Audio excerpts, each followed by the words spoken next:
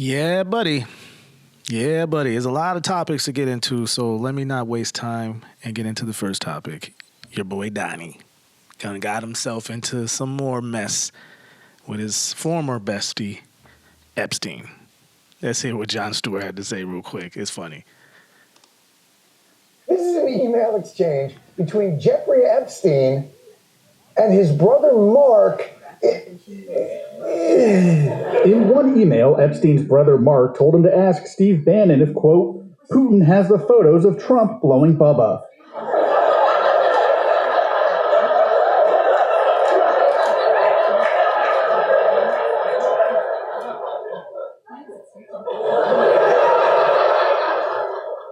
This sentence, maybe 18 words long. 7 of those words are Steve Bannon, Putin, photos, Trump blowing Bubba. Yeah, let me pause that.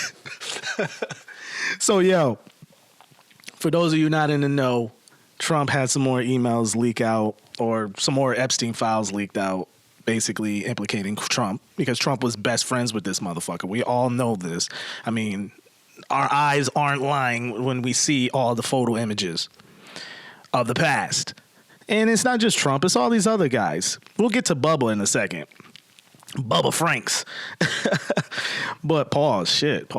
Big pause. But yeah, Bubba, I mean, and Donnie were the bestest of friends back in the days when Donald Trump used to be a fucking bleeding heart Democrat. Yeah, he was a Democrat at one point. And he was the bestest of friends with the Clintons. And I'm sure he and Bubba, a.k.a. Bill Clinton, had a blast together. Yo, these white dudes, man, I'm going to just keep it 100, man. And I've seen some of this. I've been to schools with white dudes and stuff, you know, going to white schools in my life. They be into some wild shit. Wild fraternity, frat boy type shit. Grabbing dicks, grabbing balls, doing other wild, borderline type stuff. You know what I'm saying? Like, yo. And you put money on top of the behavior. Like, the frat boy behavior with these white boys never stops. You add money on top of that shit, it's like putting fuel on gasoline. They just ratchet up the frat boy behavior. So is it out of the stretch? Is it out of the possibility? Is it out of the realm that he and Bill Clinton did some wild shit? Is it really... Did Donnie really suck off Bill Clinton? Who knows? Maybe he did. Maybe he lost a bet, and he did it. And in wee hours of the night somewhere. And now it makes you wonder, like, whoa, all this, you know, all these things that happened with the Russia files and all of that, where they said that they had implicated Trump.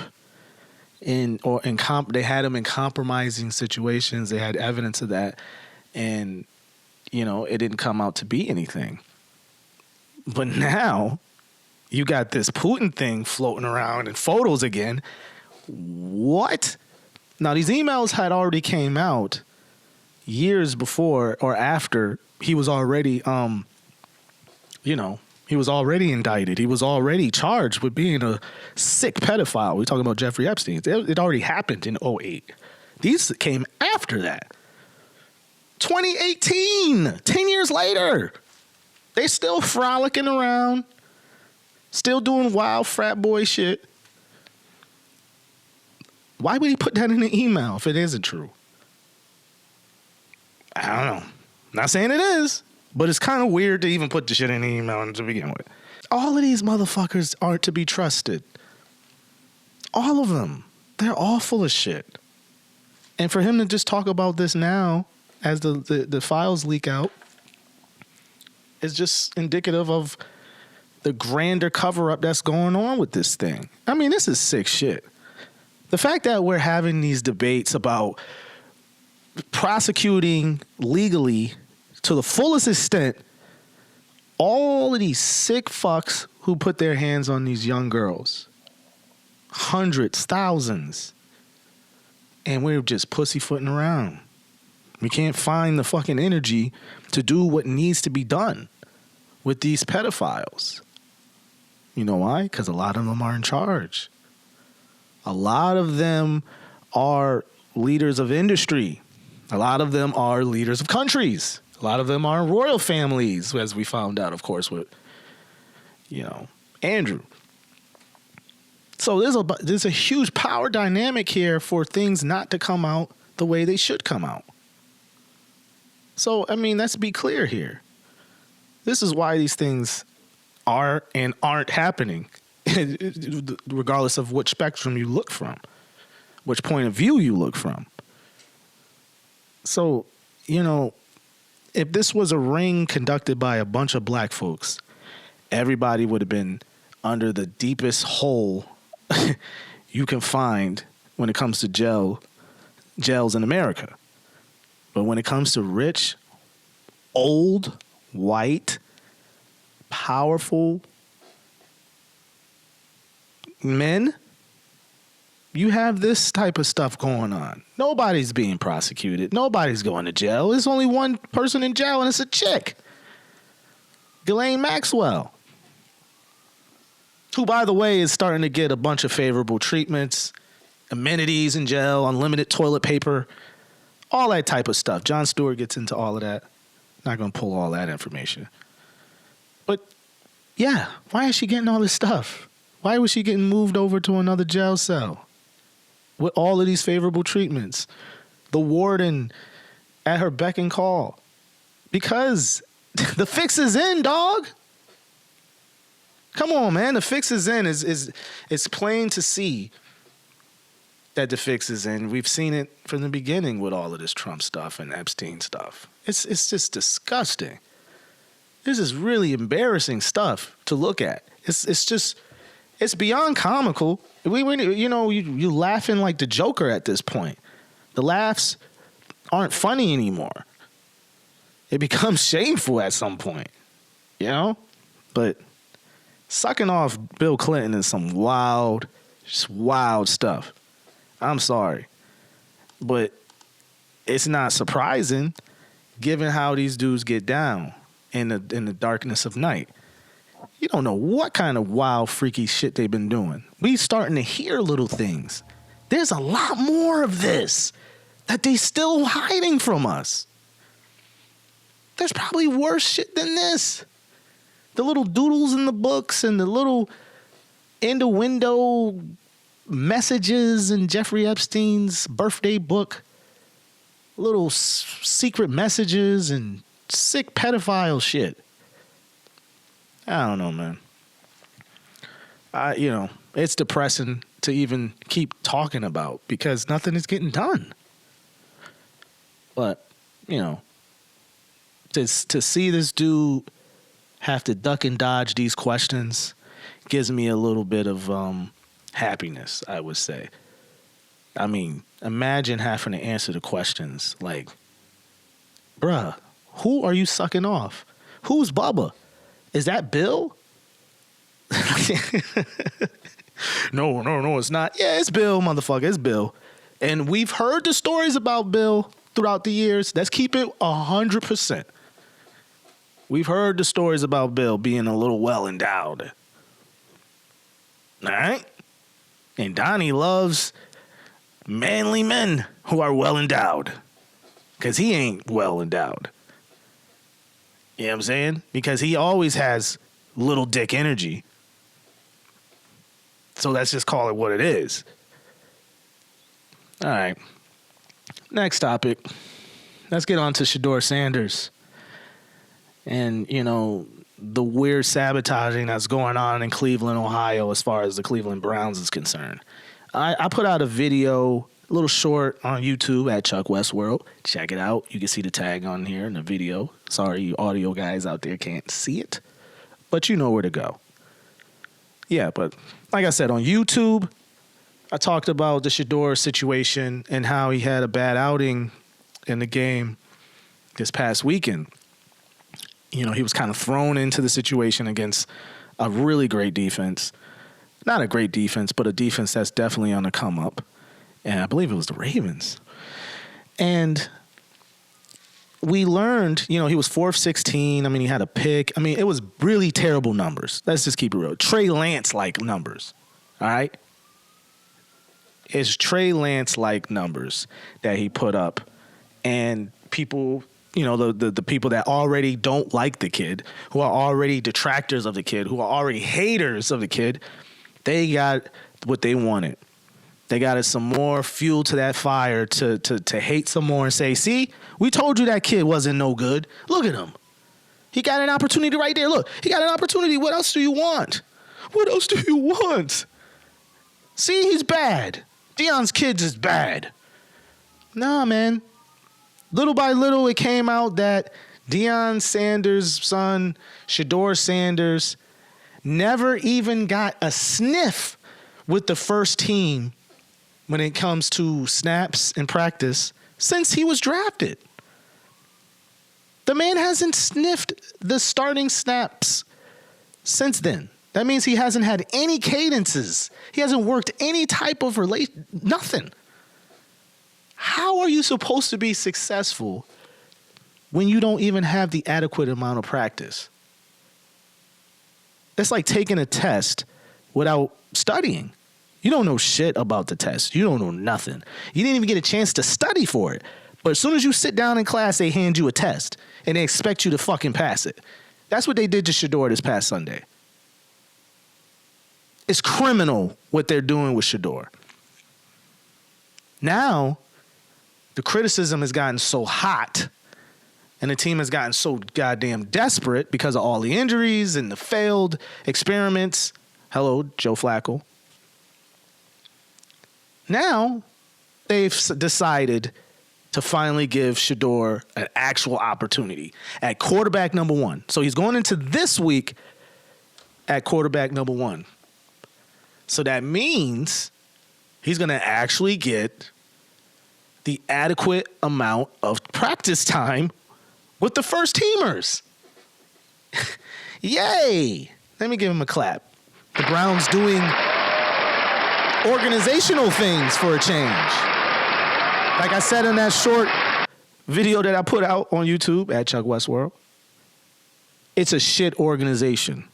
The Cleveland Browns are a shit organization. Terrible. They can't manage staff. They can't draft correctly. They can't even manage their own players. Hello, Baker Mayfield.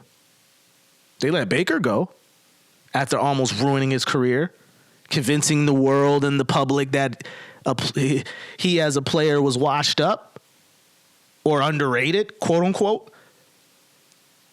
They ain't been shit since Baker left. That tells you everything you need to know about how bad that organization is and how poorly run it is. And then they draft Shedeur. As soon as they drafted Shedeur, I just hung my head and I just shook it. I'd rather be undrafted, bruh. I'd rather be undrafted than to be drafted by the Cleveland Browns. At least being undrafted, you can prove yourself, walk on to teams, or hell, God forbid, you have to go to some other league, XFL, or whatever the case may be, to prove yourself. But this thing that he's going through with the Browns it's gotten so ridiculous that they finally caved in and said, hey, we got to give him a real opportunity now. We're tired of the criticism. You know what I'm saying? Like, at some point, the metal has to hit the road. Or, the metal has to hit the road. The rubber has to meet the road.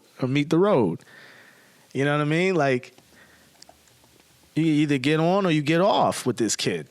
There's no one is forcing the Cleveland Browns to keep Shedeur Sanders. No one even asked them to draft him. So the fact that it's gone on this long and Stefanski, the coach, involved in it as well, he's a clown. It's just one big clown show, man. I mean, next week they're going to go against I pulled up the schedule. Next week they're going to go against the Cleveland Browns are going to go up against the Oakland Raiders or Los Angeles Raiders, whatever the fuck they are now. But they're going to go up against them. And it's going to be really interesting to see what happens. We're going to see, with a full week of practice now, Shedeur has to show up. I can't keep defending the dude. I'm defending him because it's the right thing to do. Because what they have done up to this point for Shedeur has not been the right thing. So now that he's officially going to be a QB1, now he'll get the adequate amount of practice for this week so he can prepare properly for his start. That's it. That's all you want for anybody. That's all you want for anybody, any kind of player. You want to give them the adequate shot, the fair chance to perform and to, do what they need to do in order to make their team successful and win the game. So we'll see what happens, man. I'm pulling for Shedeur. I think Shedeur is a good player, yo. I think he's a lot better than what a lot of people have seen because the Browns have barely used him. They've had no interest in developing him. I don't care how good of a talent you are. If you're not in the right environment to be properly developed, you're not going to become anything. Period. I don't care how good you are. You need the proper support system. You need the proper handlers around you to bring out the best. So he's not getting any of that right now. So he's, hopefully he can just navigate through this, as the season comes to an end. Because I would love for him to go to another team. Trade him, release him, whatever. He would be best served anywhere else except for Cleveland, Ohio. Talk about greatness. Let's get into Steph Curry, my next topic. Steph Curry just left Under Armour after a quadrillion years. He was there his entire career. It was his first, I don't think it was his first shoe deal. I believe it was his first shoe deal. His first major shoe deal, because I think out the gate he got like $30 million, and then that increased over the time as he became greater and greater.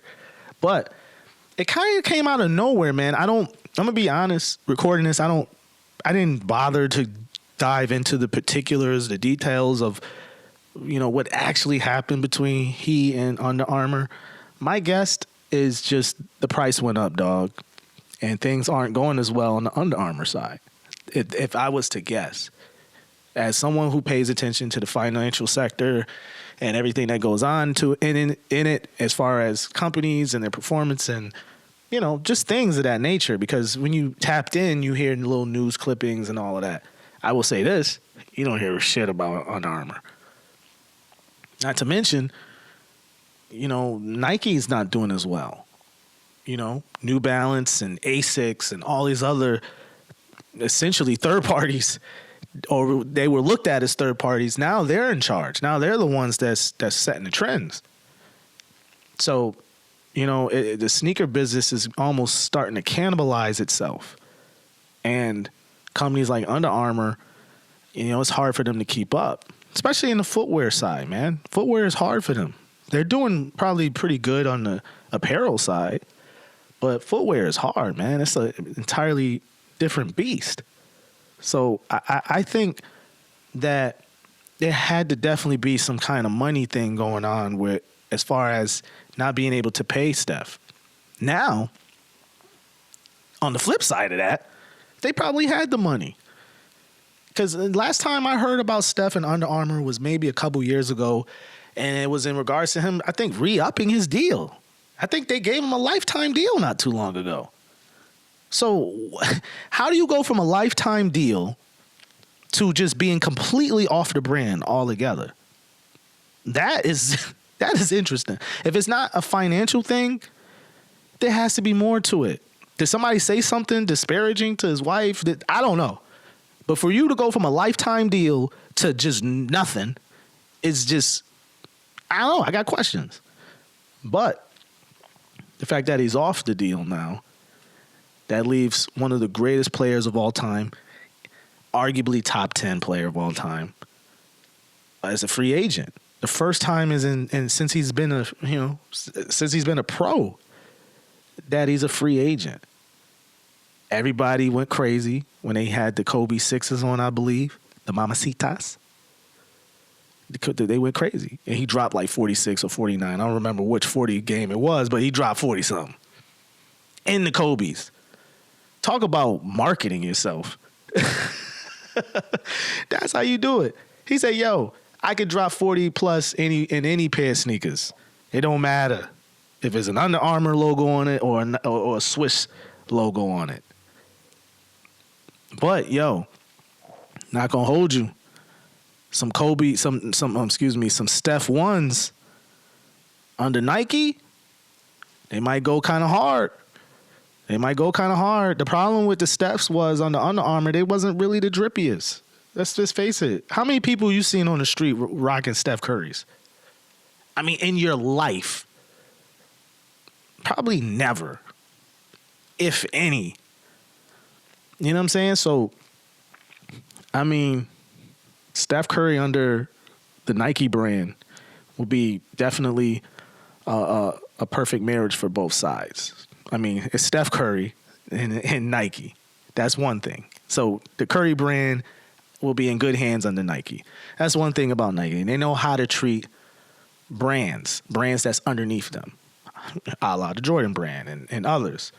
So the Curry brand will definitely do well underneath there, but deeper than the just Curry side of it, Nike needs this more than ever. Athletes aren't raising their hands or jumping up for joy to try to join the Nike team anymore. When it comes to this, I mean, all these big athletes, Shohei Ohtani, who plays for the LA Dodgers, who just won his 4th MVP in Major League Baseball, guess who he signed under? New Balance, not Nike. That's a huge loss. That's Japan, dog. They just lost Japan.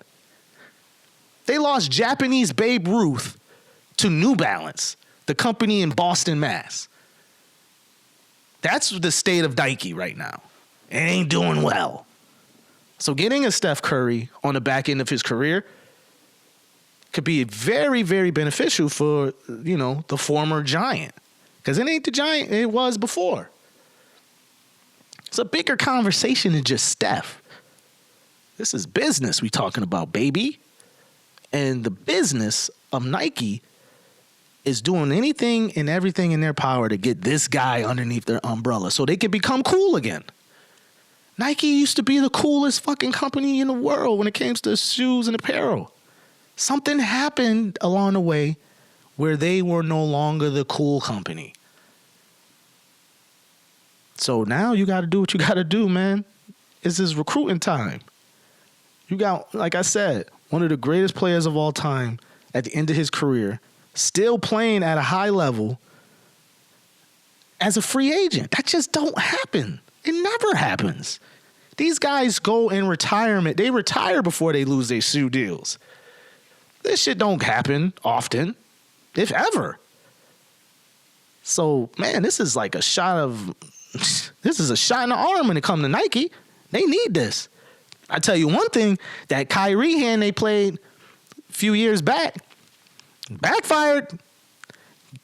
Wasn't a good card. It wasn't a good hand to play. Because I tell you what, I bet you wish you had Kyrie now on your roster with all these troubles that you've been having recently, talking to Nike. So, yeah, man, Steph Curry. Is y'all looking forward to seeing some Steph ones on the Nike brand? If you into kicks? Because I am. It's definitely going to be interesting to see them, to see what kind of flavor they're going to go with. You know what I'm saying? Are you going to go with similar silhouettes? Something like Ja Morant got? Basically, Ja Morant's is basically the old silhouette from Kyrie when they got rid of the Kyrie relationship. So, I don't know. Or are you going to see a completely different silhouette from the ground up? Something that, that's a little different than we've come accustomed to seeing. We'll see. I'm interested to see. And I'm going to be on my... I hope they're going to be something that's good enough to wear with anything, like jeans and sweats. That'll be dope. All right. I'm going to close it out on a little fun topic with Pat Poose, man. Pat Poose was just recently... I don't know, it was an interview or something. He was talking about speaking glowingly of his new thing, Clarissa Shields, you know, who's basically the number one female boxer in the game right now. She just got a new deal for, I don't know, close to $10 million or something like that. So her career is going upward in a nice way, as not just being a champion, but her money's going up. So that's also good. You know, you can win as much as you want, but if that winning ain't equating to making dollars, then what does it really mean? But she's accomplishing both. Not just winning, she's also winning in the purse department when it comes to the money. So he was just shouting her out and just doing what good dudes do when it comes to their women. You know, talking about how great she was and all that. You know what? I had to put this on because, you know, I was kind of texting my man over at my man Michi over there at High 937, and he was talking about the Papoose situation, and he was, you know, I was listening to him in his segment on the station. He was talking about basically how you don't see him wear hats as much, and you know, I would go even further than that.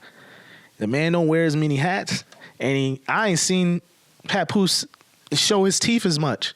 That motherfucker can't wait to show his teeth now. He be just smiling away.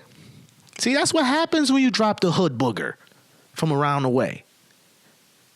You move on, and that's what he did with Rim. Rim is a hood booger. He finally dropped that fucking hood booger. She didn't know how to treat him. How do you cheat on this dude with some dirty ass dude motherfucker from Philly or wherever he from? This is Papoose we're talking about. Respected in the industry. Respected as a man. The man who waited for you, yo dusty ass, when you were locked up for several years doing some dusty shit. Shooting some chick for 10 grand or some dumb shit she went in jail for. Some dusty shit, you know, some shit a dusty chick would do. She did it. And he waited for her, still. For her to come out, help her get on her feet, help her get back to her spot, help her glow up. He did all of that.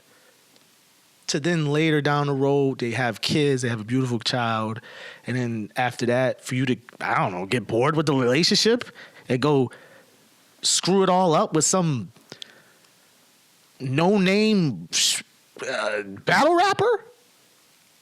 What are we doing? It's a regression. That's not progression. It's a regression.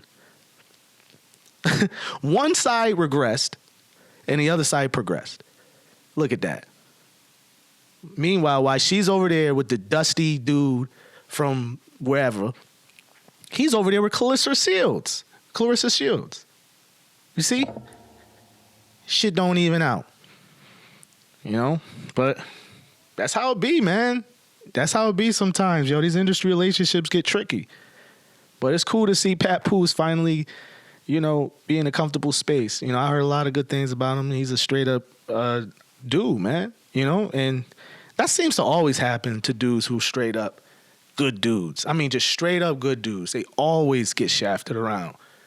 They always get taken advantage of somehow. And he's a tough dude. He's not like some chump, but he's a nice guy when it comes to his relationships, at least.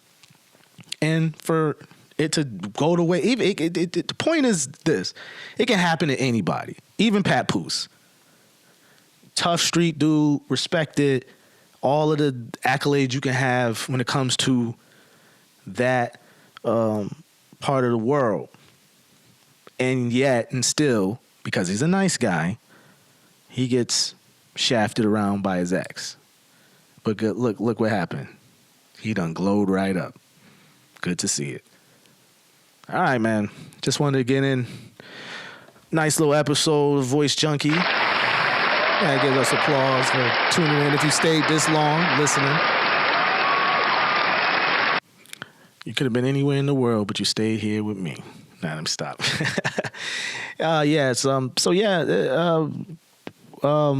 Don't forget, again, I'm going to start trying to plug these in as much as possible because a lot more content is expected to come down the pipe. And I want you guys to be front row of that. So definitely, if you can, subscribe, share the video, do all those good things. But also, come to the Patreon that I have, patreon.com/ChuckWestWorld. All right? You can join for free. You don't have to even donate. Just join for free. All right? It's important because it's another way to beat the algorithms of YouTube. You know what I'm saying? It's a way to get content direct to you and also support the content creator directly. No middleman. That's why Patreon's great. All right. That's been it. Talk to you guys soon again. Peace. Voice Junkie.